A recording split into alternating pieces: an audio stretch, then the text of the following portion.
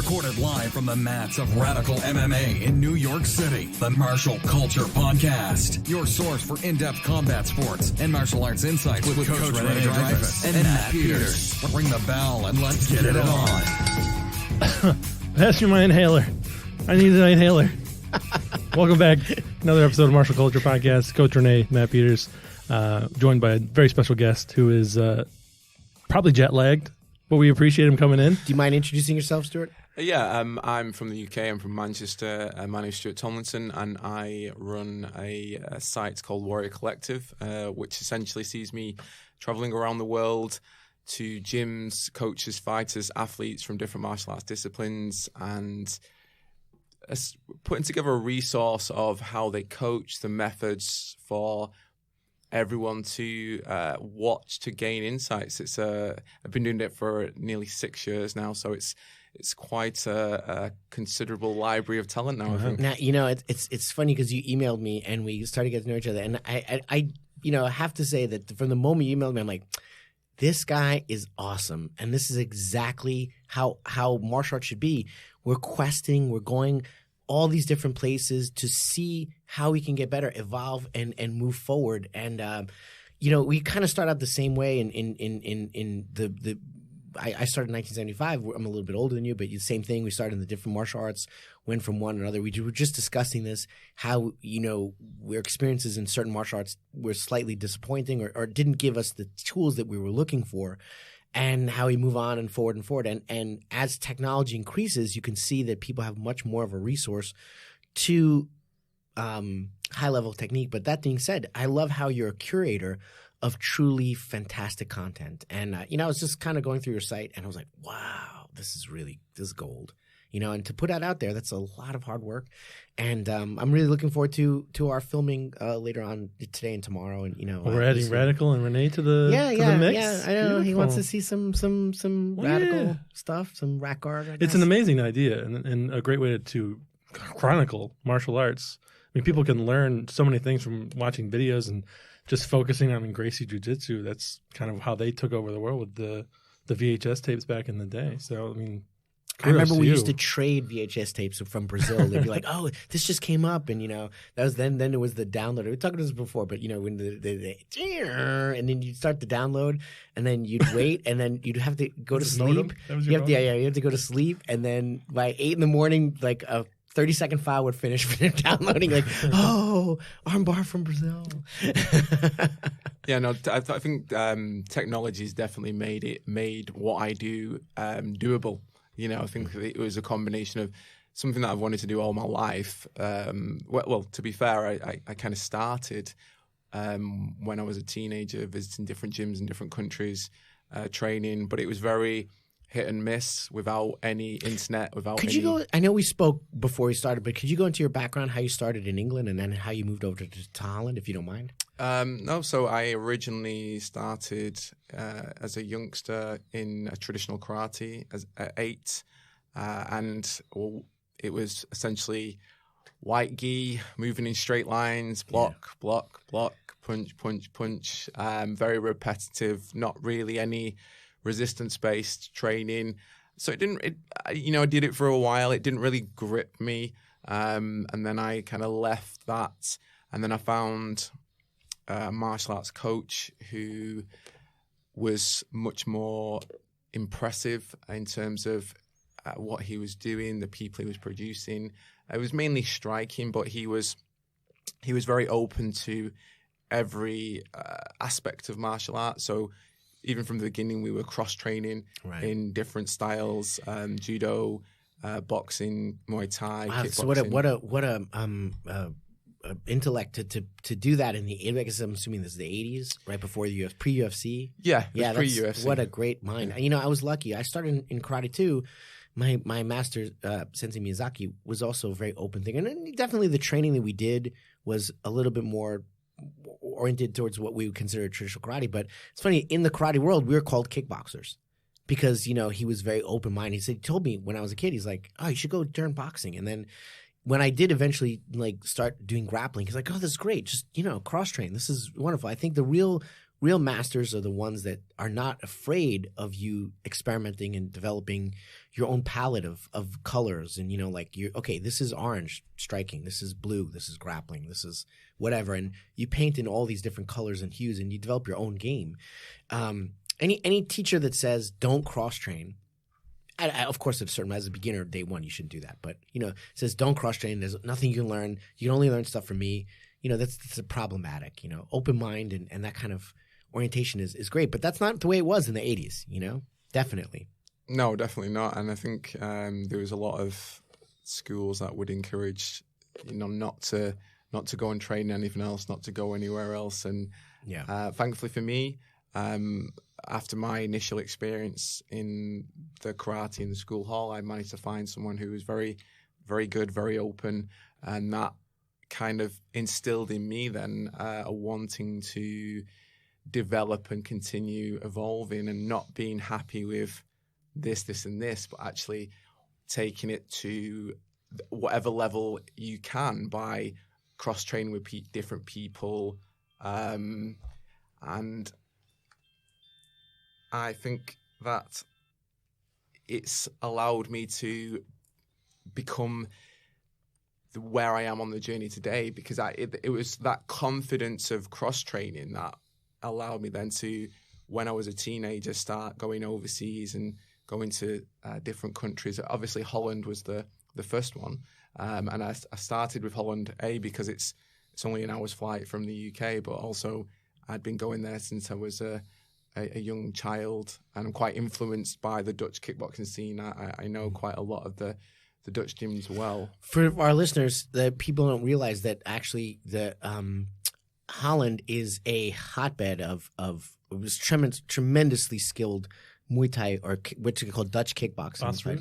Yeah, he was there. There's also it goes way back to the Kyokushin was big, and karate, old school karate, and those guys moved into kickboxing and became the scene. So and then they hybridized, adding a little bit more boxing hands to Muay Thai feet, and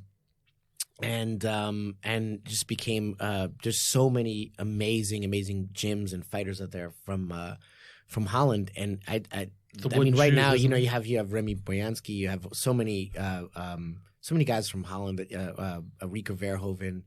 So, I mean, it goes on and on. It's generational. It never stops. Since I've been doing martial arts, modern martial arts since the 90s, there's always been Dutch fighters in the mix. Just way back when, to the Chakariki days. What's the reason for? I mean, Holland seems like an odd choice.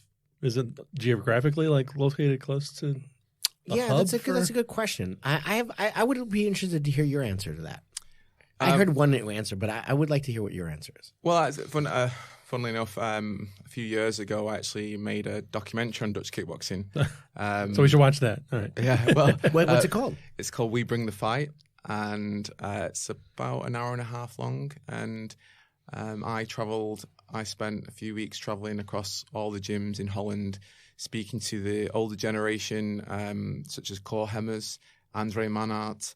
I was going to mention, Mike Passenier, Ivan Hippolyte, and I really wanted to see everyone's perspective on, where did the Dutch kickboxing start? How did it come about? What is Dutch kickboxing? And how it's kind of grown into what it is today. And it was quite an interesting time for me to be able to speak to all these people and find their answers. And a lot of them did come, as you say, from the Kyokushinkai background. And like Andre Manhart, for example, was influenced by the Japanese kickboxing scene at that point. Yes. And it was a kind of so none of them actually were influenced by Thailand or Muay Thai, which is a bit of a misconception. Right. Thailand was not an influence on the Dutch scene at all. It was not. And it's funny because that's actually exactly what it would be. Let's go back and see what was happening in Japan in the 70s and 60s, where you had what was known as Oriental rules. And you don't really use the word Oriental anymore, but it was basically it was kickboxing. It was the melding of the karate guys started learning boxing, and that happened here in America too. And then suddenly the Japanese realized, oh, wait a minute, these low kicks are for real. Like, we should not have systems that disallow low kicks. And you could see there's situations where Japanese trained fighters would go against Thai trained fighters and they would just get destroyed with low kicks. One reason why Kyokushin in the 60s is like, no, we're going to really emphasize low kicks. And, you know, to say that Japanese karate had always had low kicks is really not true. You know, I trained Japanese karate, and yes, we were kicking low, but it wasn't the same way the Thais do it. The Thais technologically advanced it, and the Kyokushin guys went and said, we're going to do that, which is great. There's nothing wrong with that. But, you know, to say that, you know, this is a 400-year tradition of Kyokushin guys and karate guys kicking the legs, that's not really true. But anyway, so that happened, and then a lot of the Dutch, like Korhammers, all these guys were influenced by the Japanese teams. One of the reasons why all the Dutch gyms have Japanese names, you know, or not all of them, but there's Mejido, there's this. Those are places in Tokyo, and places where these guys are trained, and so the scene in Holland, as I had been told, but somewhat controversially, was based from the cross pollination of what was going on in Japan in the 70s and in the kickboxing world. But yeah, it's nice to hear someone say that as well, because I was said, no, it's Muay Thai, and well, actually, it is Muay Thai, but it was the roundabout route, you know. It's you know what else is quite funny as well, which you'll have to watch the documentary where there's a couple of Dutch trainers who actually were looking to America at that point. Obviously, like Duke Rufus and all this. No, before then, it was. Oh, the name escapes me. Donnie. Who was it? Don the Dragon Wilson? No. Yeah. Oh, really? Yeah. Oh, really? Yeah. He was a little late later, but I was. Yeah. No, absolutely, he was good. But there was some of the gyms were obviously like Majiro were Japan, and then some were looking over to the like States. Danny Steele, Don the Dragon Wilson. So of course. They were bringing that, and then it obviously. They brought the. I think the as you asked before, why the Dutch they've got a very hard working ethic in Holland, because obviously no one else in the world speaks Dutch, so they all learn multiple languages from scratch when they're in primary school and secondary school, and the culture has always been about hard training. So the sparring in Holland is notoriously hard. Oh my God! And it is just brutal. It is unreal. Like, I can't even watch it. It's like, fuck. Sorry. Yeah. They have a day each week that they dedicate to hard sparring called Meatloaf Wednesday. And I have one of those too. Along with Taco Tuesday. So Meatloaf Wednesday, I can't remember the Dutch pronunciation of it, but Meatloaf Wednesday is obviously the traditional dish of what you eat on that day in Holland. Oh, really? But after sparring, it's what you're supposed to look like after sparring on that day. And I've been to most of the big gyms hard sparring sessions, and obviously when I was younger I went there, and there's no holding back. I remember my first sparring session, and I took an up knee to the face in sparring, and I looked at the coach like, you know, surely that's not allowed, and it's like everything goes knees to the face, wooden floor, hard sparring, and it was part of the culture. And thankfully for me, where I came from in the UK, we were quite used to hard sparring, but in Holland, they take it to another next level. It's unreal. It's the exact opposite of what they do in Thailand. They don't hard spar in Thailand. Yeah, no, ever. they don't. It's all play, sabai, relax, da-da-da. But, and you know what? I really respect Thai boxing in Holland. I really respect it. We never hard spar at Radical, maybe once every 6 months. Just brain trauma. You know, like, now body and leg. That's fine. That's not what I'm talking about. I mean, hard to the head is not what we do. My fighter GG and York, the two fighters just had their fights this weekend and did well. And we did not do one hard sparring session to get ready to the face. We don't need it. You know, once a year. All right, let's fucking go. You got to remember what it feels like, just so you don't forget. That's it. Done. 15 minutes once a year. But then everything's fast-paced. Hard to the body and hard to legs is fine. No problem. But not to the head. You know, light contact to the head. And fast-paced, movement-based. Because I can't... I told York, I met his dad. And I told him, you know, we want him to win and all that. But also I have a responsibility to you to make sure that while your son is in my charge, he's taken care of, and he can have a great life in his 50s and 60s and is not punch drunk or, you know, I did not grow up in the New York boxing tradition. I'm a little bit old past that. But I did box here. But the golden era of New York boxing was long gone. But I did box in a gym called Kingsway, and I had a trainer there. And you see all the old generation guys, and none of them can speak properly. They my old karate teacher is unfortunately dealing with some pugilistic dementia, trauma-induced Parkinson's, and because he did bare knuckle, 30 years of hard bare knuckle, full contact, and that's not what I want for my guys. And so I would be curious about your opinion. That I'm sure you don't go to Meatloaf Wednesday anymore. When you're young, and especially growing up as I did, and being influenced by the people I was when I was younger, because we've got really well-known boxing gyms in Manchester, Colliers to Moston, so we were a big boxing background. So it kind of brought up on the hard sparring, if you spar hard, you can take it better in the fight. And that was the old school mentality. And it's that sink or swim. If you can survive this sparring, we will train you, we will coach you. But if you can't survive, that's true. Then, I think that's a good weeder. And I do that in my gym a little too. Like if you cannot get through this right here, then you can't go here.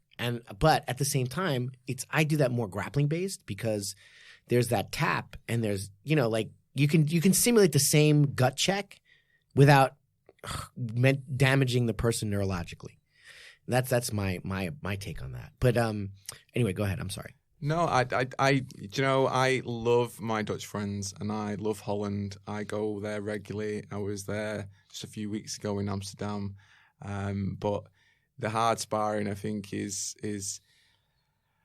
it's not what I would do with if I was coaching someone. Right. It's not what I agree with. The modern day understanding of CTE and head trauma, and also the training smarter, not training harder. And I think sometimes the way that the sparring can go in some Dutch gyms, not all Dutch gyms, because I think some Dutch gyms have changed a little bit now, but some Dutch gyms go still so hard that it almost lends itself to a one type of fighter. You're not creative, you're volume aggressive.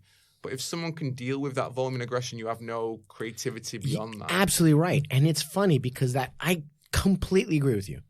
I wasn't going to say it, but that's also why I believe that Holland, while a powerhouse in Muay Thai, produces no really MMA fighters of note. I was going to say no. There's, Merlos, Conan here and there, someone, but they just don't, because first of all, when you spar like that, you do not last in MMA because you get your shoulder ripped out, you get your hips, you spar hard with takedowns.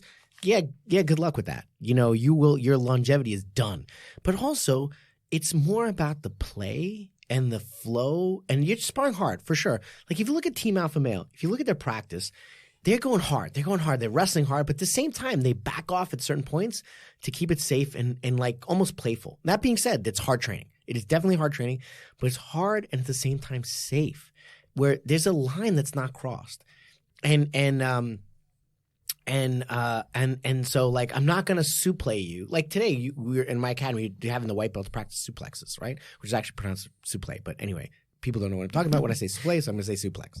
All right, so I'm like not having them lift each other up and throw them on their head. They're just learning. So you just do a back arch, keep your feet on the floor. Now, yeah, of course, when we really do it, we're gonna start. But you suplex a guy once in white belt training, that's it. He's done. Like he's not coming back for 3 days. And you'll probably have some, but there's a way to practice it that's hard, but at the same time sustainable. And the thing is, when you go super hard, you don't feel confident in experimenting with stuff you're not good at.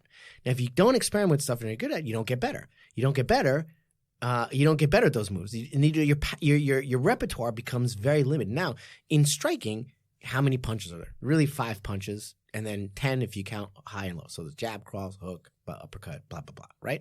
And there's like how many kicks? Like what, 8 kicks basically, you know? That's it. There's not a lot of stuff. Of course, there's a tremendous amount of technical innovation that can happen in the setup. But ask me how many arm bars I know. Not variations. Just straight arm bars, 200. Not variations. Just straight individual techniques. I know about 200. You can bend someone's arm 200 different ways? Yeah. I mean, it's still the same principle, but like, you know, wakigatame standing, you know, armbar from the guard, you know, technical mount armbar. And then that's just arm bars. Forget arm locks. You know, there's so many. And then the easiest way to lose in MMA is by a technique you've never seen before. So if you're not expanding your repertoire at some level, then all you are going to be is Francis Ngannou, which is great, but you're like, it's like a one-trick pony. Straightforward, aggressive, bam. And then those guys exist. I mean, look at Greg Hardy, Mr. You know, Inhaler. For the guys that don't know, his win, which was a pathetic win anyway, it was just his opponent was terrible and he couldn't even put him away. But in between rounds, he illegally used an inhaler, which is completely illegal in terms of commission. But he's a one-trick pony. Forward punch. Okay, wow, that's great. Great martial arts there. He practiced that punch on his girlfriend. He did. That's not even funny, but that's terrible. You are a bad person, Matt. You are a bad person. I won't talk for the You know rest what's of the coming out show. next week? You know what's coming out next week? You can't say that. Bad Matt. I can Bad edit it Matt. out. Time out for you. But anyway, so just going back to the subject you're talking about before, the origins of Muay Thai and how it developed and how when did Muay Thai start really embracing you could say this is a truly different style from the Thai approach? So they don't even use the term Muay Thai in Holland. It's literally kickboxing. Yeah. It's always been, and also they don't even say Dutch kickboxing. That's just something everyone else say. Yeah. Just to describe their style. Right. And again, there isn't just one style. There's Chakariki style, there's Voss style, there's Hema style, there's which used to be Golden Glory, obviously. And you know, so each Dutch gym has their own particular style of kickboxing. That, you know, you're right, because I remember the heyday of Chakariki, and it's different from like the Ernesto Hoost, you know, Voss gym. It's very, you know, there's Mejido, there's this. You're right. But I guess that's always like that, you know. My jiu-jitsu is very different from, you know, the Renzo Gracie team around the corner, which is very different from Unity. We all have our own approaches. But if you were to say, I'll just let you talk. I'm sorry. Go ahead. No. I mean, I think again, it's only because that I've A, spent a lot of time there, and B, done a lot of traveling and filming, and I put a lot of time into making that documentary and speaking to people in depthly who I feel were the, if not original pioneers, they were the generation after the original pioneers. So obviously the original pioneers would have been Johan Voss, people like that, but they then, Johan Voss would have then handed the gyms. This generation handed their gyms down to Andre Manat, to Ivan Hippolyte, to, you know, so these gyms were handed down from them. And so the people that I was talking to mainly are really the guys who are still running the gyms, who I suppose inherited the gyms from their coaches and they continued in that style. And they still obviously speak very highly of their coaches for their trailblazing, going over to Japan in the early days to bring it back to Holland. The actual style of Dutch kickboxing for me is very much again, depending on who you which coach you're looking at, you could define it by its heavy hands, high volume, and heavy low kicks. But it's changed a lot, I think, since the days of Ernesto Hoost and people like that, because again, like we were talking earlier on, rule sets and promotions encourage different things. And that has led then to a change in the fighter. Exactly, because especially it's glory rules now, which don't allow For the listeners who don't know, there's the straight Muay Thai rules, which are a very, very long clinch battle. And we're just talking about not MMA clinch, but Muay Thai clinch, where it's called the plum. You put the hands behind the guy's head, and it allows a real intricate battle. And it's a big part of Muay Thai. It's also a place where kind of Muay Thai guys go when they kind of want to recharge a little bit. But it's still dangerous, and there's a lot of elbows. In Glory rules, which used to be kind of K1 rules, that is, 2 seconds, and then they break, something like that? Yeah, it's very minimal Very now. minimal, yeah, You know, the clinch game is almost non-existent in Dutch kickboxing, and the older generation lament that because sounds like me. because the original K1 allowed it. Yes, I remember. The rule change. The rule change was yeah. like about 2001, something like that. Yeah, it allowed it. So the people like Ivan Hippolyte, Lucian Carbine, and that era, they were all competing in Muay Thai and K1 kickboxing. So, even Andy Sauer. I mean, Andy Sauer's one of my favorite guys. He competes in Glory or K1 style, whatever you want to call it, Glory style, shoot boxing style. And I know he's been to Thailand too, right? Mm-hmm. Yeah, he's an amazing guy. He's using a lot of rule sets. Can I just back up a second? I think it's really important to mention to all my listeners, a lot of my friends are karate guys, it's very important to mention John Blooming. Because he's the guy, I think, who was introduced the Kyokushin to Holland. And that was, I think, the first, you have to kind of, I just have to say, because all the karate listeners get pissed off if I don't do it. But John Blooming lived in Japan. And actually, I knew a lot of people who trained with him because he trained Kyokushin and Judo at the same time. And people say that he actually had a sparring match with Masoyama where he beat the snot out of him. Like, took him down. He's a lot bigger than Masayama. But Masayama is a famous Kyokushin and then he beat all of Masayama's guys too.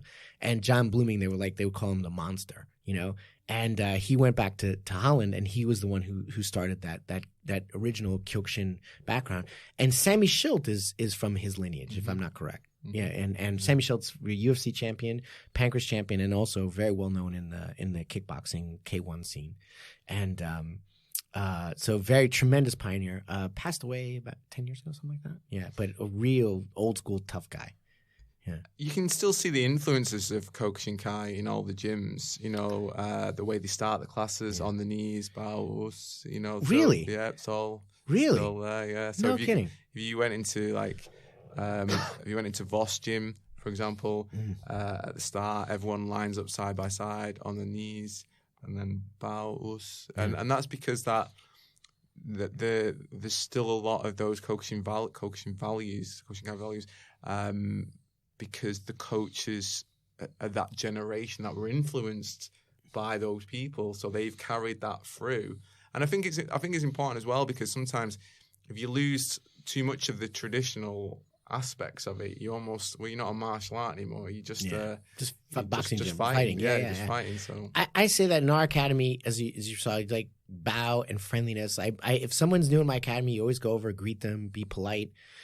It's very important when you're teaching people how to kill someone. And really, a rear naked choke is the first thing you learn in jiu-jitsu, and that is also completely deadly. Like, put on a choke, hold it for 40, 45 seconds, the person's dead. So if you're teaching someone how to kill another person, you also at some point have to give them certain tools of self-restraint and that they're a responsible citizen. You can't put a loaded gun in a criminal's hands, which is why, unfortunately, you see that martial arts has linkages to sometimes organized crime.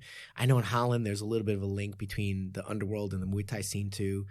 But that's not unique to Holland. It's everywhere, I think. And that's sometimes, I really ask people to leave my academy because, like, I don't want to teach you because you're not a good guy, and that, to me, that's my responsibility to the outer world. If you're going to misuse this, then I look, I don't want any part of you, self-control, decency, politeness. These are super important values of self-control, But anyway, so let's go back to his website and Warrior Collective. You've obviously traveled around the world, lots of different places. What was kind of your favorite place to visit besides Holland, I think? It's funny. It's like, I guess, I've spoken to a lot of fighters and a lot of coaches, and it's a bit like asking which was your favorite fight. They're all so different, and they all create their own memories, their own experiences, and just yesterday when I was in Vancouver, Ryan Diaz was who's Benson's coach, was asking me, what's been the favourite gym you've been to? And it's a really hard thing to answer that, because they're all so different from each other. Same if you ask me which is your favourite country, favourite city. I'm a bit of a people person, and I enjoy meeting and talking to people just as much as the martial arts itself, and obviously recording that for everyone else to experience. And I'm very lucky in that the people who are good at martial arts tend to be good people, and so it's no hardship for me to kind of travel and spend time with good people. So it's hard to say who do I like the best. It's really different. It's funny. I also do like Instagram live interviews with it's a bit like a podcast, but I do Instagram live interviews, like an interactive thing with the audience where they can comment questions. So I do that with coaches and athletes, and also actors. I would love to do that, by the way. So, interested. Well, I'll tell you more about it, but I do it with actors and musicians, anyone who's involved in martial arts. So, for example, I've got Joe Taslim coming on it soon, who's from the Raid. So I like a broad selection. I was speaking to Chatri Sidchotong a couple of weeks ago, who's the CEO of One Championship. So I enjoy that just as much as the martial arts, because I think, it's listening to people's journeys can be very inspirational, and you hear their perspectives, and I think, again, going back to one of the reasons, well, I suppose my first reason for doing the site was the physical. I want to know how this guy can kick so well. Who doesn't want to know how Ernesto Hus can low kick? But then it goes beyond that. When you start going out there, you realize that there's different levels to it. So there's the physical stuff, but then there's that person's whole ideology, their methods, their approach to life, and it's so multifaceted that's why I started doing the Instagram live interviews. To be truthful, I felt like there was part of the filming that I wasn't showing to people. I was showing them the physical, but I wasn't showing this person's philosophy. So this person, and asking the sort of questions that you'd ask in your podcast. But I know you had some videos with Robert Fallis, and that guy is just very interesting guy. Not just jiu-jitsu, but unfortunately he passed. But had a lot of things to say that were just very brilliant. I never met him, but I always like, if he has something to say, I'm going to listen. So every person that comes on, whether it's for an instructional or whether it's for the Instagram live, as I was saying earlier on, everyone teaches differently. I've got like 20 terabytes of instructionals. Yeah, I've got thousands and thousands and thousands of hours of different people coaching different things from around the world: kickboxing, Muay Thai, Brazilian Jiu-Jitsu, Judo, Chinese Kung Fu, Taekwondo, boxing. It goes on and on. I don't restrict myself to just one thing. I actually quite appreciate there's a spectrum. Like you were telling me before that you like really enjoy where it's functional and it's got to have that aspect to it. And that's my personal thing, what I go for as well. Right, but it may not be other people. Exactly. Right, and so right. when I was in Singapore, for example, I went and did some film with Aikido.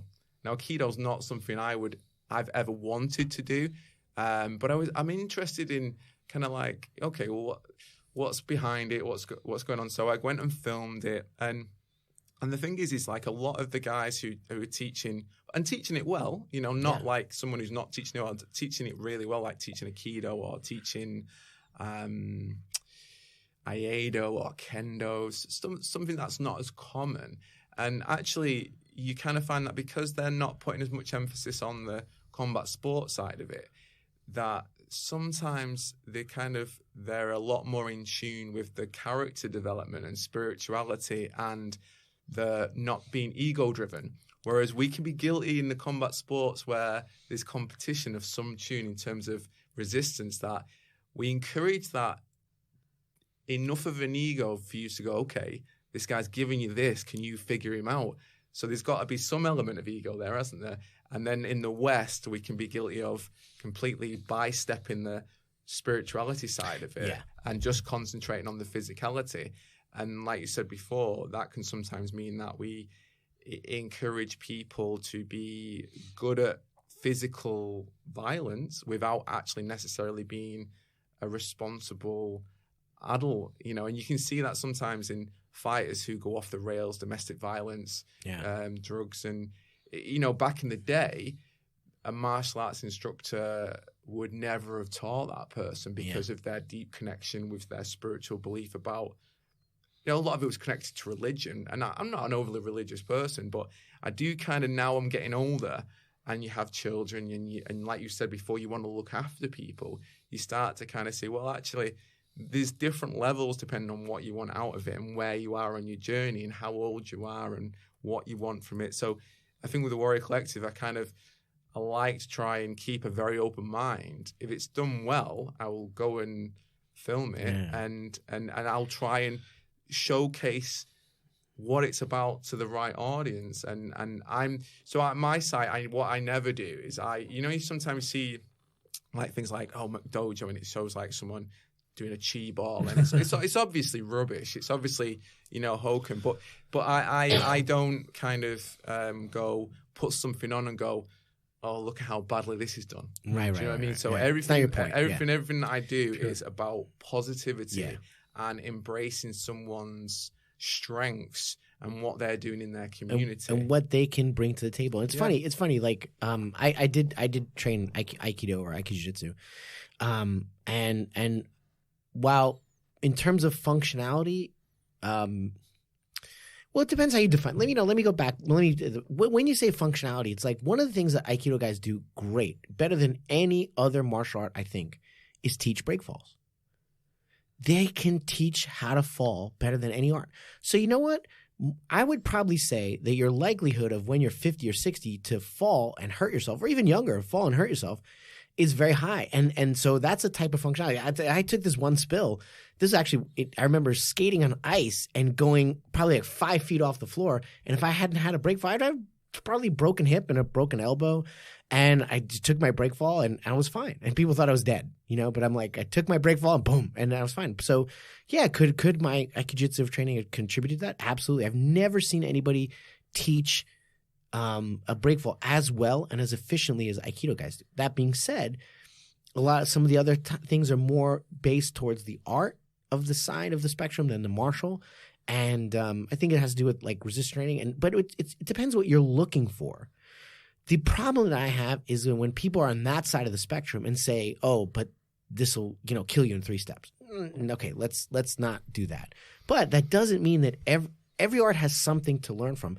You know, also the way I was very good friends with this one kung fu guy, and he was just showing me how he approached. It was a performance kung fu, not you know the wushu performance. He's actually a Japanese guy, but he lived in China, did the performance kung fu, and the way he approached his flexibility and his training was brilliant. It was fantastic. And, you know, I showed it to some physical therapists and some trainers like, no, that's really good stuff. And so I think we all have something to add.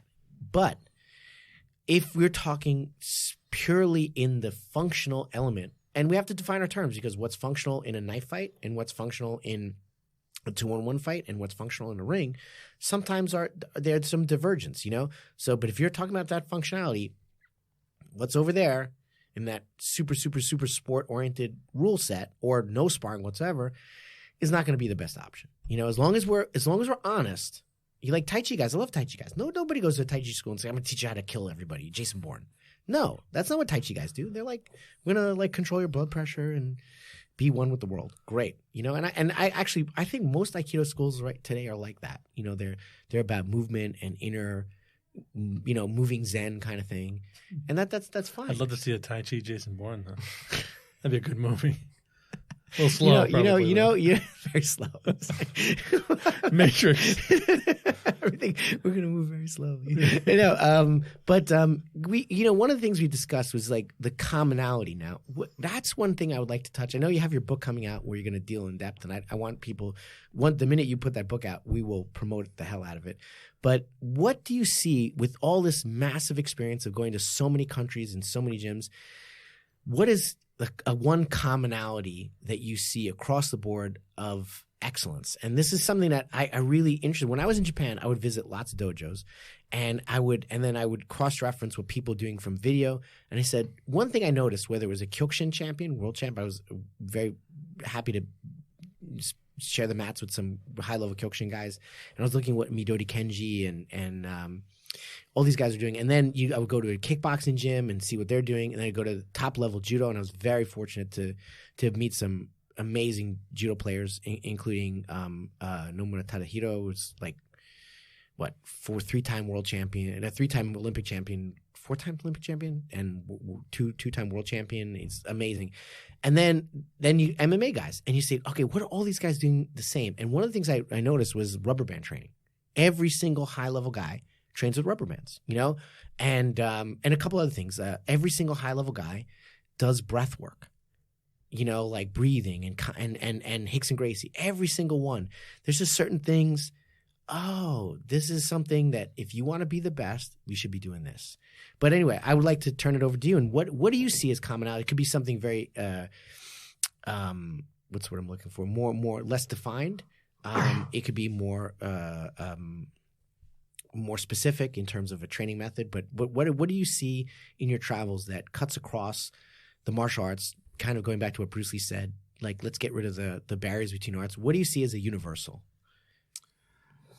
That's a hard question. Yeah, it is a hard question. And I guess it's an interesting one in terms of when you look at historic martial arts, in terms of how were people taught in the past and how are they taught today, and the culture and society and how that fits in.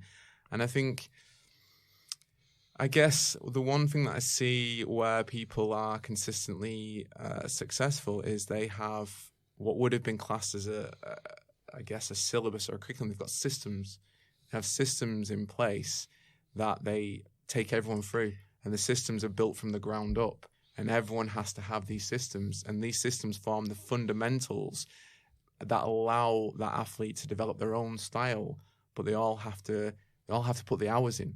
There's no cheating those hours. You've got to correct. You've got to repeat.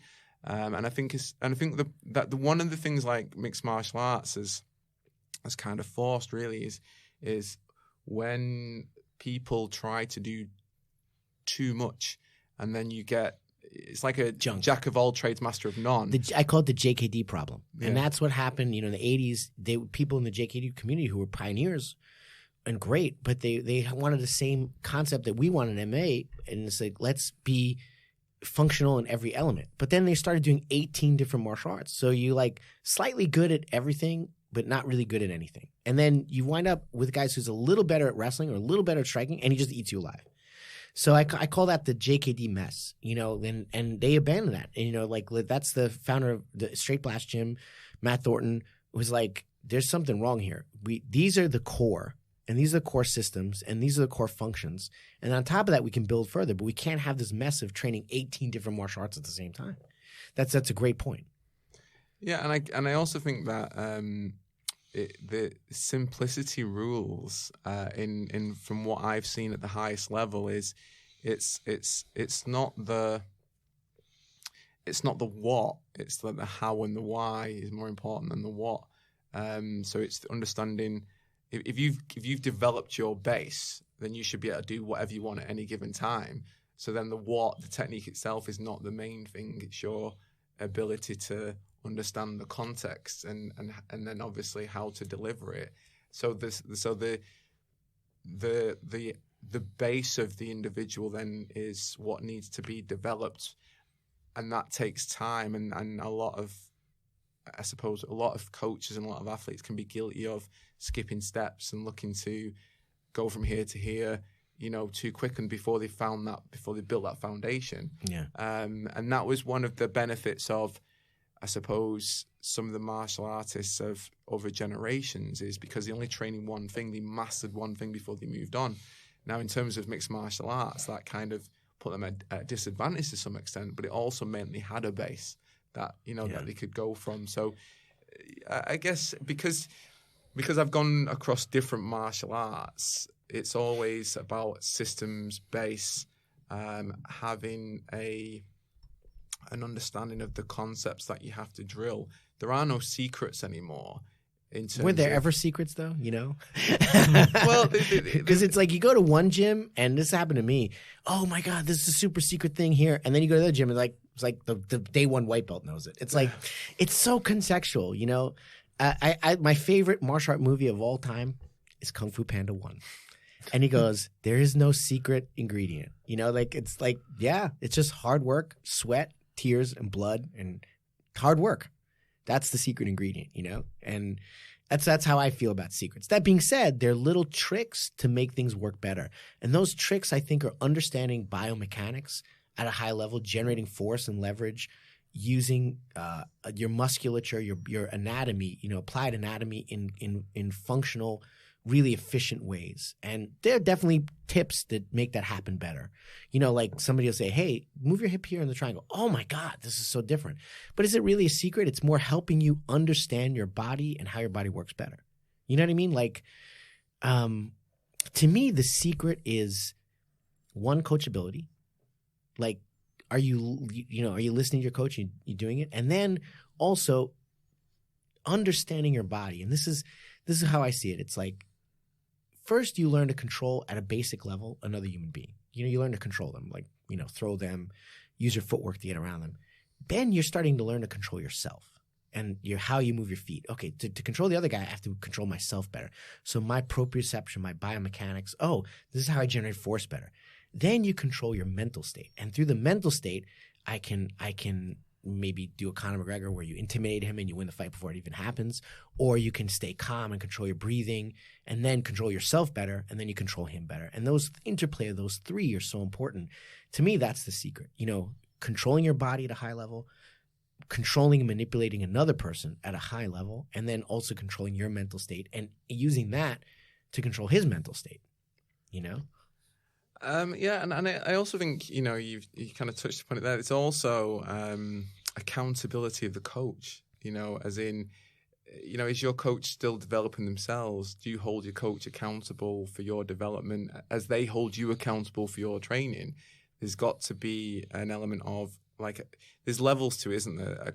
A coach can instill the right habits or the wrong ones, and a coach's level of understanding is going to dictate the ceiling of their athlete, and which is why some athletes and fighters have to move on in order to develop, because that coach has reached the end of their ability in some sense. And that's where, again, you see some gyms having repeated success, and then you see some gyms where they've had one athlete who's been a superstar, but apart from that, they haven't produced anyone else. Now, is that down to that individual being a gifted individual in terms of attributes because they've not had that success of anyone else? It's a difficult one, isn't it? It's multifaceted, and I guess it depends on which way you look at it. But I do think that, like I said before, an athlete's got to be coachable, but also a coach has got to be coachable too, coachable and committed. So there's got to be a synergy, hasn't there? There's got to be that element of they both got to want the same thing in order for it to work. And I say this all the time. He knows we've been doing this podcast a lot, and sometimes I'm almost 50, and sometimes I'm like, I've been doing this armbar for 20 years, and I want to change. But then you're like, no, I got to change. And really, in my academy, we changed completely our approach to jiu-jitsu because there was a point where I was like being respectful of my tradition, the teachers that I taught, but then I realized that look at the data. This stuff's not working. There's a problem here. Let's search and see how we can solve this problem and not be beholden to any tradition or any style on the technique side. Tradition on the mental, spiritual, respect, basic human value side for sure. But on the other side, I'm a student. I tell every student, don't put me on a pedestal like a guru. I'm a student just like you, and you can probably teach me something. Jean-Jacques Machado, who's one of the best sport grapplers around, he said, the other day I was rolling with a white belt. He said it in a book, not to me personally, but he said, I was rolling with this white belt, and it inspired me to come up with this new technique. And then he basically changed the way people attack the guard. And he said that came from him working with like a 2-week white belt. So you can always learn something from someone, and you should be I tell people, if I'm doing the same thing I did a year ago, the same way, maybe that's a problem. I should be doing it better, and maybe we learn and we evolve and we go on. But I'm sure, Matt, I always dominate the mic. Maybe you have some questions. I think your website goes a long way to help with that, with seeing what other people are doing and kind of testing yourself against other people virtually. And how can I do something different? How can I do something better? Is Joe Rogan's spinning back kick on the website? No, I mean, so the that's a great spinning back kick. It is a lot of power. It's a great spinning back kick. Because I only really put stuff on the site that I've personally filmed. I haven't actually. Joe Rogan, call him up. I know. Bring him out to California. I know, I'd love to. I'd love to go and see Joe, but talk about rotation. Look at the hip rotation, that move. Though honestly, that's the old style of Taekwondo spinning back kick. Like, there's a newer style that's coming out right now. And let me tell you, the Taekwondo guys, there's a lot of lack of functionality in a lot of way they hold their hands and stuff like that. But when it comes to torque, generating torque through hip rotation, you can learn a lot from them. And I had a Taekwondo student, we were talking about it before, and he was showing me, because he trained in Korea, how they're spinning now, which is actually different from the way they did it in my day. And I'm telling you guys, this is how I did it, but this is how they do it now. I'm too old to change this one because my hips don't work like this. I get hit by a car. I can't move like that anymore.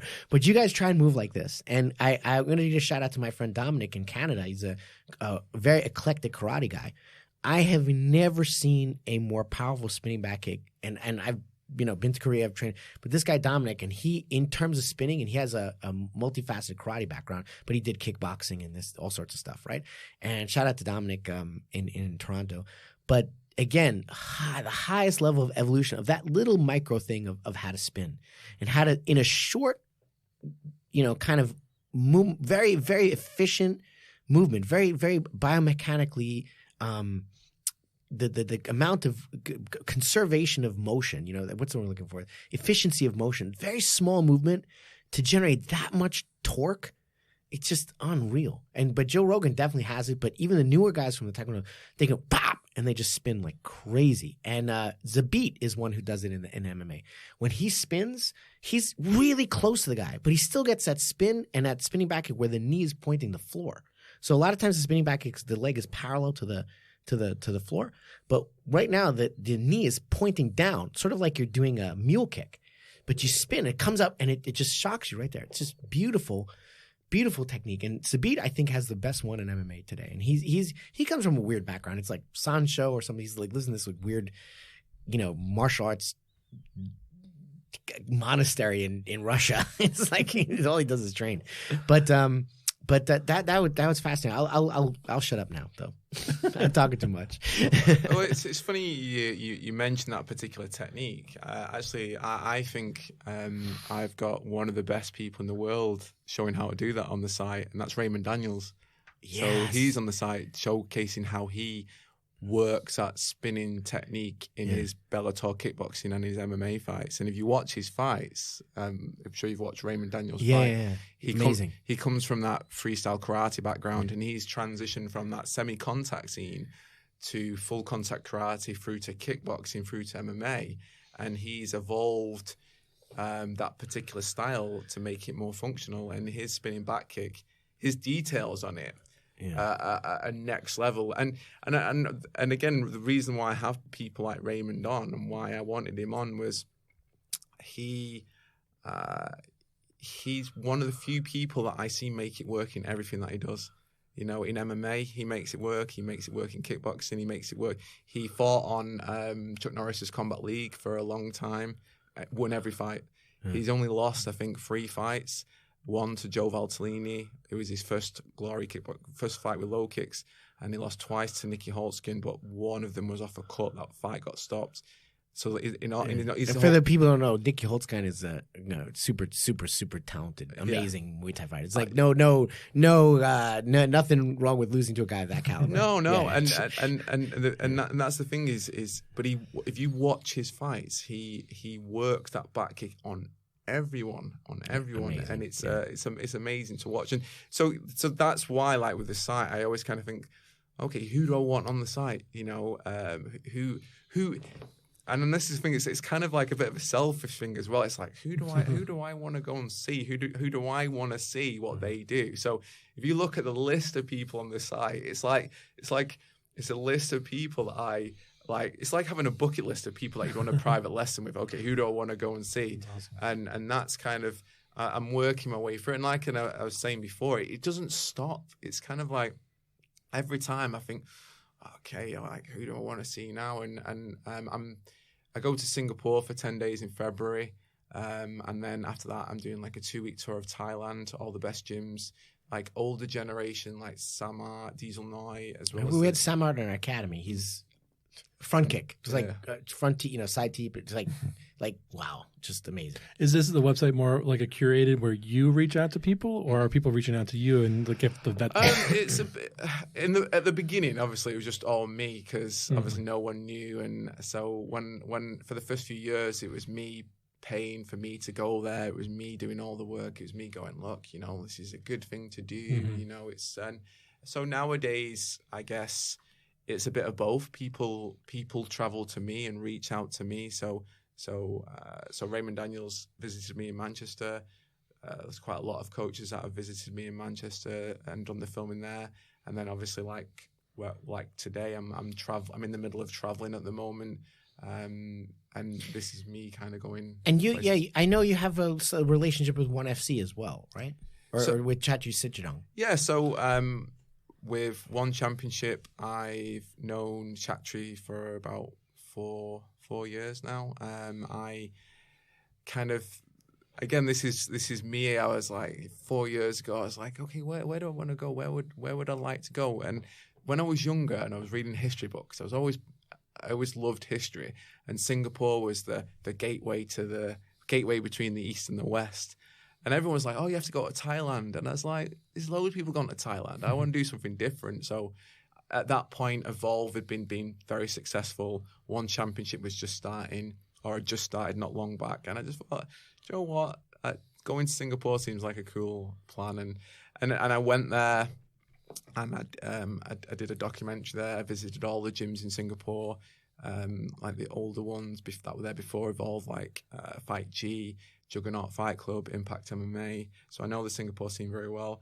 And then I went to Evolve, and funnily enough, when I first went there, there'd been some miscommunication with the PA, and I couldn't film when I went. And I'm always super polite. There's one thing that you'll see is like on any of my comments on anything, even if I've traveled 100 miles and someone's gone, oh, do you know what? I forgot that you were coming. We can't do it. I would not say anything bad. I would not have anything difficult to say to him. So I was like, oh, it's okay. So I'd kind of like had 2 days where I'd committed to go to Evolve and I couldn't film now. So I was like, it's okay. I'm happy just to have been and made the contacts and experience. And then just before I was about to go and leave Singapore, I had a phone call from Chatri, and he wanted to personally apologise that I had a wasted time. And he said, oh, I want to meet up and take you out for lunch and learn more about what you do. So to cut a long story short, he picked me up, took me out. We had lunch. We talked for a few hours. He really liked what I did. And then he then said, okay, I want you to come back and be my guest. So a month later, he paid for me to come back and spend another 7 to 10 days there filming behind the scenes at ONE Championship. I had full access. So it kind of worked out. Yeah. And then ever since then, we've been on really good terms. I've sent fighters over there for fight camps to Evolve. I've helped some of the fighters get signed to ONE. Wow. I interviewed Chatri on Instagram, as I said before, and he says good things about me because he knows how positive I am, and I'm very supportive of the martial arts community, and I'm very supportive of him and ONE Championship and Evolve because I really like what they do. And so I guess that's the thing, isn't it? It's like when you make these contacts, you make friends. I always feel like anyone I've been out to visit and film with, they're a friend. And if there's something that I can do to help them, that I will, and vice versa. Sometimes they do something for me, like obviously with Chatri, he organised for me to go back. He paid for my trip. He's let me go to any one championship event that I want to for free. You know, it's not been a big deal to him.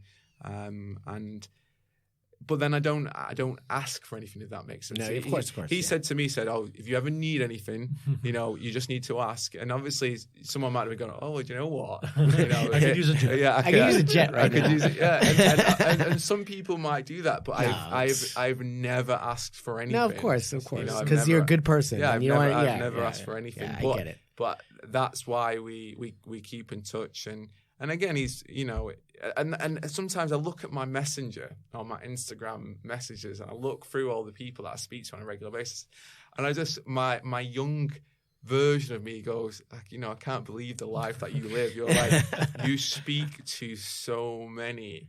Like, so when I was younger and I was reading the martial arts magazines as a teenager and being like a fanboy of all these different people, and like nowadays, you know, I'm regularly, like when I was in Vancouver, I went out for lunch with an actor who's filming a new film there, G.I. Joe reboot, Snake Eyes, and he plays the bad guy Storm Shadow. But I'd interviewed him on Instagram Live, and again, connection. He's in Vancouver filming, went out for lunch, and it's like, you know, when you have a bit of a geeky moment sometimes, and you think, like when I was with Ernesto Hust, or when I've been out and I was with Cor Hemmers and his son Nick Hemmers talking about Ramon Deckers for the documentary, or, you know, or when I was with Rich Franklin, Ben Askren. You know, I've been with so many, Wanderlei Silva, Randy Couture. You know, I kind of, you know, I've been very fortunate. I've been very fortunate, but then on the same token, I kind of think, well, you know, it wouldn't have been difficult for anyone else to do. It's just, for me, money's not important to me. I'd rather have this work of love that I enjoy. And so the money was never something that, you know, it's come as a result of years of me doing it now.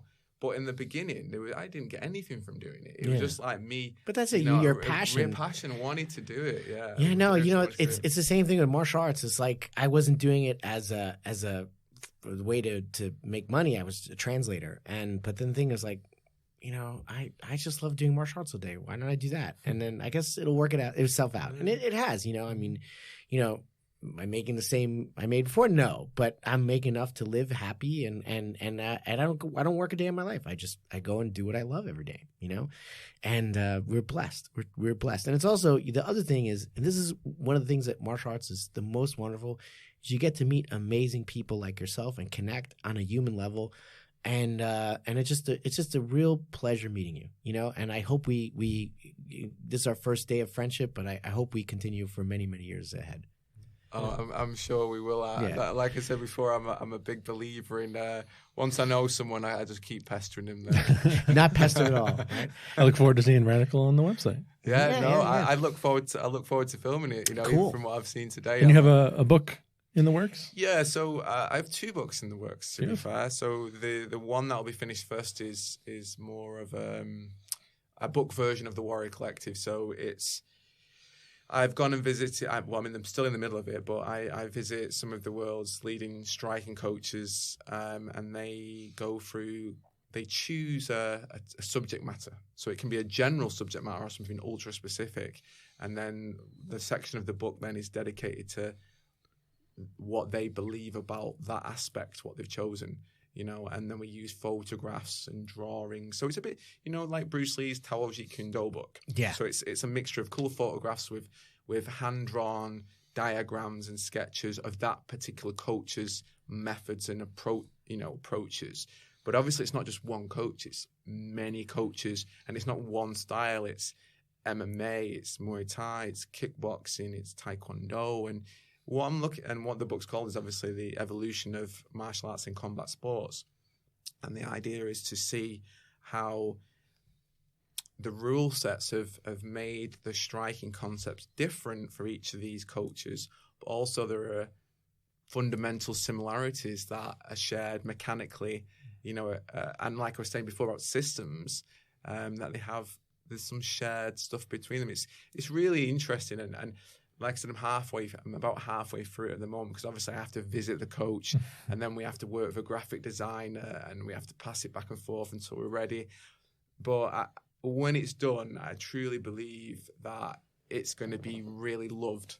Really loved. One of a Because, kind. I think... Yeah, I think the equivalent books that have gone out in the past have usually been one coach's perspective, and they've gone through their curriculum, their syllabus, whereas this is going to be different in that each coach is choosing a subject close to their heart that they want to kind of talk about and go through, and then we're using a very modern approach and style of photographs and diagrams, whatever. So I'm working very closely with a graphic designer to create this look. So it's like, it's I suppose it looks like the Taoji Kendo was Bruce Lee's handwritten Right, notes but just and more sketches. like arrows and things like that. But a modern version, like Yeah. a modern version of that, but still keeping that kind of, because you know yourself, like coaches, they make notes and like, oh, I'm going to write that down, and then they have these eureka moments where they go, you know, and they scribble and they sometimes, and that's what it's about. It's like it constantly evolves, like you're saying. A coach won't stand still on a technique. They're always like going, okay, if I move 1 inch to the left, it's going to make it better.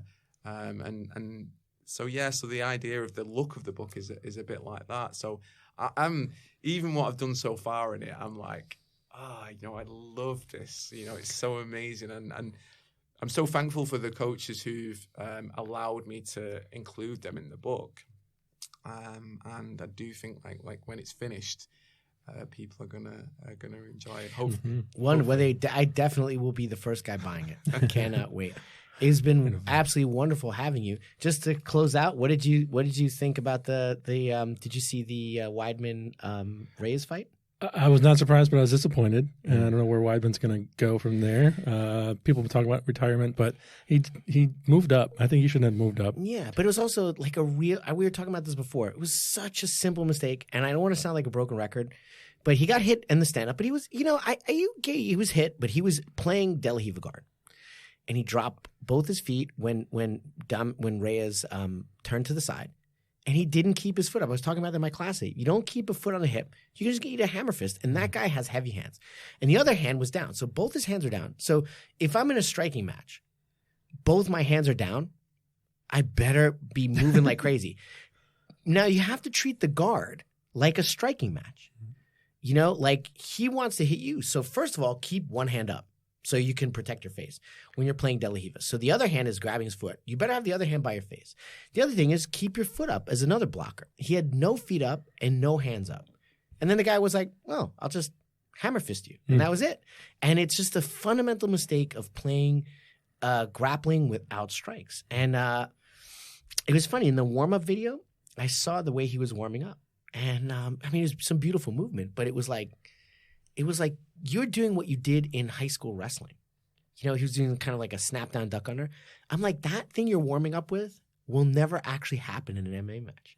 So it's like interesting how he's not thinking about the context of what he's training, I think. And that's not to talk badly about Weidman, because I mean, obviously he's a great fighter. And also, you know, he's really good. You know, he's one of the few fighters in defeat who's so classy. Such a genuine guy, you know. He's used to losing, so he's good at it now. So mean. But more importantly than that, Radical MMA had a good weekend. Another win. Yeah, and York had had a fantastic win too, with some nice elbows. We had, it was the entire camp was a camp of elbows, and no, it was. We were like, and I go, G, I don't care what you do, but practice your elbows, and then 5 elbows later, he won the fight. You know, and that props up to the Matt Denning who took the fight. Was that late notice? Or I'm sorry? Was that late notice? It wasn't late, but it wasn't exactly a full camp. But because we were supposed to fight a guy named Pat Casey, who we're fighting next, as long as everything goes through. It's just he got MRSA and didn't get a doctor clearance. That's going around.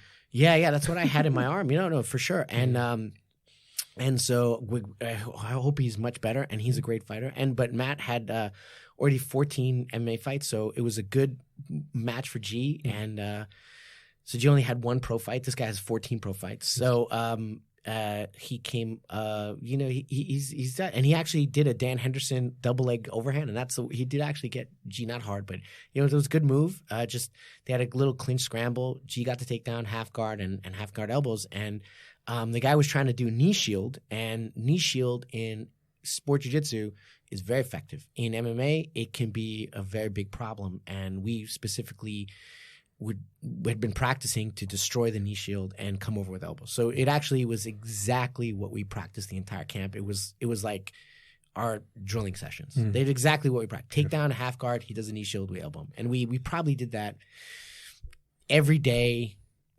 at least 20 times a day for the entire camp. For the entire camp. And it just came out. Did they go to McDonald's afterwards? We did. We did go to McDonald's the next day, and it was terrible. G's post-fight meal? Yes. McNuggets and a Big Mac. And a tall boy Heineken?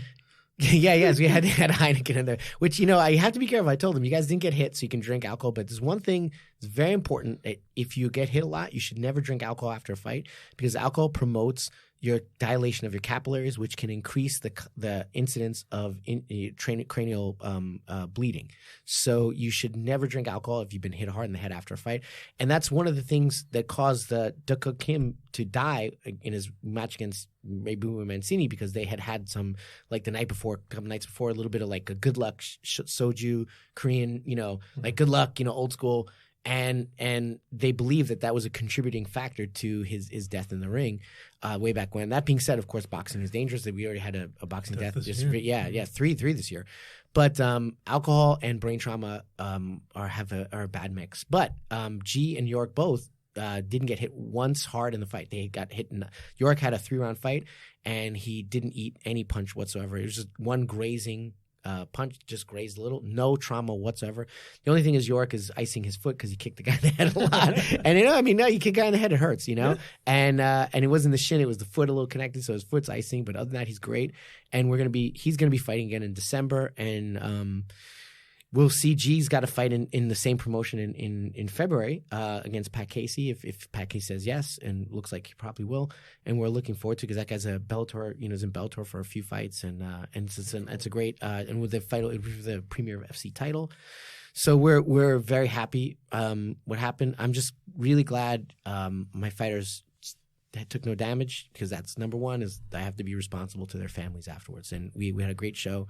And also it was really good refereeing, because when G was elbowing his opponent, there was a good stoppage, which kept everybody safe, And then we had some great results in the grappling element too. I was super proud of one of my students who, just not because he won, but to me, martial arts is always about self-actualization and pushing yourself to get to that next level. And, to see him, come from a place where, it was difficult for him, nerves and things like that. And I had that too. When I first competed, I would always choke. I'd get too nervous and this and that. And and to see him just really grow, it leaves a kind of lump in your throat, because you're so happy for them. It's not about the winning. It's about doing your absolute best in that moment. And if the win comes, the win comes. If it doesn't come, it doesn't come. But if you can say, I did my absolute best, nobody can walk out of there and feel anything but happy for you. And, did your best, you came up short tonight. If you do your best and you come up strong, even better. And he faced a very high-level pro grappler in his finals. And he's not a pro grappler, and he won, and he tapped the guy, got $600. Yeah. So, it was really a good day. Yeah. And I was sorry I wasn't there for it. But, it was a great time for our academy. But also, I come back and I see all my beginner students, looking sharp. That's also, it's a wonderful thing to see. It's just the wheels are churning, and we're a small academy, but we're the little engine that could. and it's wonderful to be so. I'm so excited. We're going to be filming there. But anyway. Warrior Collective. Warrior Collective, That's yes. warriorcollective.com. warriorcollective.co.uk. Okay, yeah. Cool. And then a couple books coming out later this year or early next year? I don't want to rush you, but we're waiting for it. Yeah, it's probably because I really want to concentrate on making sure that everything's done to every coach's. That's the problem, isn't it? When you work with multiple coaches, it's not just one person that you got to make happy. So I'm trying to kind of go, okay, I want everyone to be happy with the second show. It's going to be early next year for the first one, definitely. Fantastic. And where are you on Instagram and social media? Yeah, so I'm pretty much on everything, really. So YouTube channel is Stuart Tomlinson. Instagram is Stuart Tomlinson or Warrior Collective. They'll come up on both Facebook, YouTube. I'm quite busy on all the social media. It's so weird, but you're the third friend I have with the last name Tomlinson. Right, yeah. We have a student, Rob Tomlinson, and I have a friend, Brad Tomlinson. So all the best people. Get the Ancestry.com out and see if you're related. All Thank right. you so much for Wonderful. coming in Yeah. today. And Thank you. we'll keep a lookout for the book and check Warrior Collective. .co.uk. .co.uk. That's it. And Radical will be up there soon. Yeah, definitely. Beautiful. Thank you so much, Stuart. Thanks, Thank you. guys.